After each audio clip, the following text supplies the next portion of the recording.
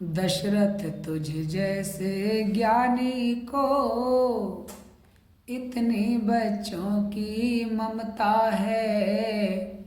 जा चुकी जवानी दीवानी फिर भी माया में भ्रमता है। उपकार संत का करने में इतना विलंब इतनी अड़चन, कुछ दिन को उनके देने में इतनी बातें इतनी उलझन।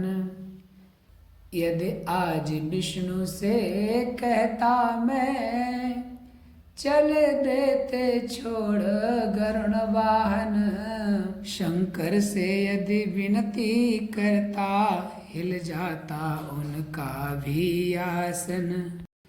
मांगी जो तुझसे यह भिक्षा इसलिए मुझे संताप हुआ। दुख हुआ तुझे भी मुझको भी इस पुण्य कार्य में पाप हुआ।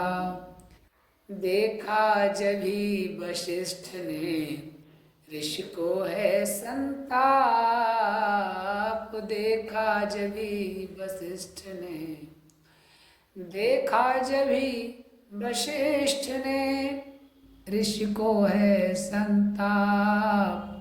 नृप को समझाने लगे राजन छोड़ प्रलाप, नृप को समझाने लगे।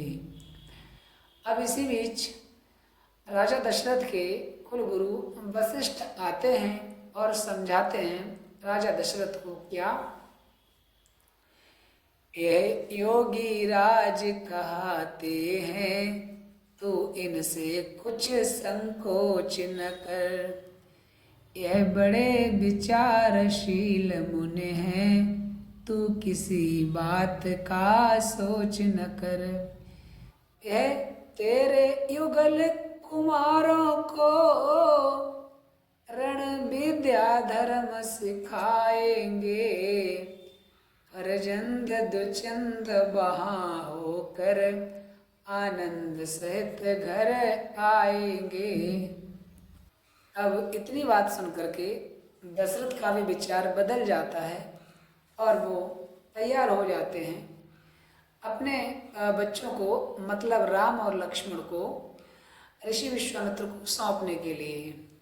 कि दशरथ बोले अब मुझे नहीं सोच संताप, दशरथ बोले अब मुझे नहीं सोच संताप। दोनों पुत्रों के हुए संरक्षक मुनि आप, दोनों पुत्रों के हुए। इतना कह भरी सभा ही में तत्काल बुलाए राम लक्ष्मण। चरणों में गाधे तनय जी की सानंद गिराए राम लक्ष्मण।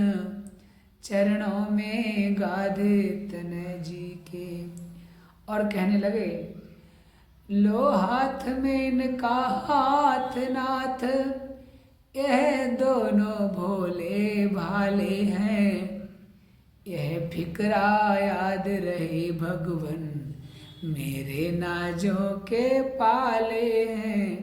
यह फिक्रा याद रहे भगवन। पितु का आशीष प्राप्त कर माँ से ले वरदान।